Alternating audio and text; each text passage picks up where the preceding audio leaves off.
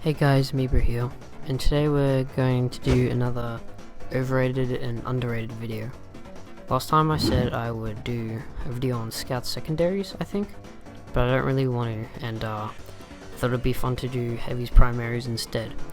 But anyway, if you're not familiar with what I do here in overrated and underrated, I basically talk about a certain category of weapons for a certain class, and I go a bit into depth about what the weapons do, and then I say if I think they're underrated or overrated. Anyway, let's start with our first weapon. The first weapon is the Minigun, aka Sasha. The Minigun is the stock primary for heavy, and I think it's the most balanced stock primary in the game actually. It shoots fairly fast and has a decent wind-up time of 0.87 seconds. Each bullet does 50 to 54 damage at point blank, 5 to 30 damage at medium range, and 5 to 10 at long range. And it has decent accuracy, which can be good or bad depending on the player, because sometimes it can hit multiple targets, which is really helpful for taking out nests, but sometimes it has trouble with shooting characters like the scout at medium range if your aim is just But I would say it's an all-around balanced minigun, and despite there being miniguns like the Tomislav, I would still rather use the minigun sometimes, and it's actually my most used minigun. But anyway, I think this is another weapon like the Force of Nature, where it's not really overrated or underrated, and I believe this is due to how balanced it is. But if I were to choose if it is underrated or overrated, I'd probably say overrated, because a fair bit of heavies use them, and normally it's just because they're too scared to use other miniguns, or they're just new, I guess. Our next weapon will be the Natasha. Each bullet the Natasha lands, it slows down an opponent. This means it's really good at killing scouts, like really good.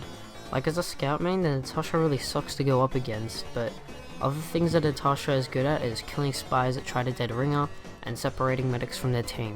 But at the cost of slowing down opponents, it does quite a bit less damage, and I sometimes find myself losing to power classes due to lack of damage.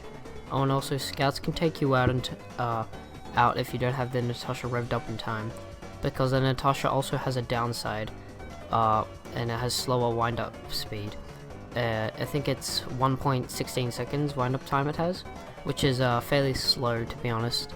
But the Natasha can be pretty good in some situations.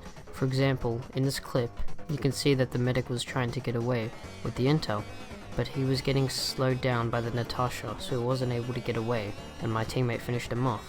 But I almost forgot to mention one last thing about the Natasha. It has this really situational mechanic, where if you're below 50 health with the Natasha revved up, you get 20% resistance to all damage, which is pretty nice. Now the thing is with this weapon is I actually don't know if it's underrated or overrated, because it's so situational.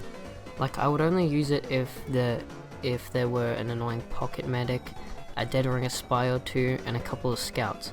But I guess it would make sense for me to call it underrated because it's just so situational. So for that reason, let's just say it's underrated. Okay, our next weapon is the Huon heater. Jeez, I can't say that right without sounding stupid. The Huon dragon. Anyway, the Huon heater is, well, it's garbage. It may seem alright at first because it does 25% more damage to burning players and creates a fiery circle around you, but it has two downsides also. It has a 10% damage penalty, and it chews up ammo just by having the minigun revved up, which is a little stupid. Oh, and it's also the same rev up time as the minigun. And the reason I think that losing ammo for being revved up is a bit stupid, like I do know that when you're revved up you get fire, but wouldn't it make more sense if they give you an option to have the fire ring on, so you don't have to waste ammo, I guess? But anyway, and you may be thinking, hey Meebo, this doesn't seem too bad, and why did you call it garbage? Well, you see, you would think the red ring would protect you from spies, right? And that would be helpful since heavy is a magnet for backstabs, But no, spies can just jump over and backstab you. Like, really? Like, why? Like, this weapon would maybe be alright if Valve made the vertical hitbox bigger for the ring, for the fire ring, so spies can just jump through. Like really, Valve? But this weapon does have potential. For example, in this clip, you can see I saw the spy earlier, but I couldn't take care of him because there were enemies ahead. But as I'm shooting the enemies, I turn around because I hear the spy get set on fire, which led me to killing it with the fire ring, and since that caught my attention, I ended up killing another spy. And just think about it for a sec, a lot of people say the Huon heater is garbage. Like, just in general, just like me. But I probably would have died there if I was using any other minigun. So this minigun can actually be good if you know what it's capable of. But then again, this is another weapon like the Natasha, because it's just so situational. So this is why I'm going to have to say it's underrated. Hey guys, probably wondering why the videos ended so soon, because I didn't cover the Tommy's level brass beast. Well, if you read the title, it's part 1 of 2, and I just want to let you guys know that someone called Crinkled Chimp will be featured in the next video. And by the way, I'm reading this unscripted, so that's why I probably sound so dumb right now. But no, he's gonna be doing the section over the brass beast. He's really good with it. He's a heavy main, and I'll leave his Twitch and YouTube in the description, because he's starting to upload a lot on YouTube, and he's branching out to other content as well. And he streams pretty regularly, but he might not be streaming so often or doing really anything online right now because he's having problems with he's been having problems with his internet lately. So yeah, I'm just letting you guys know that he'll be in the next video. I just wanted to I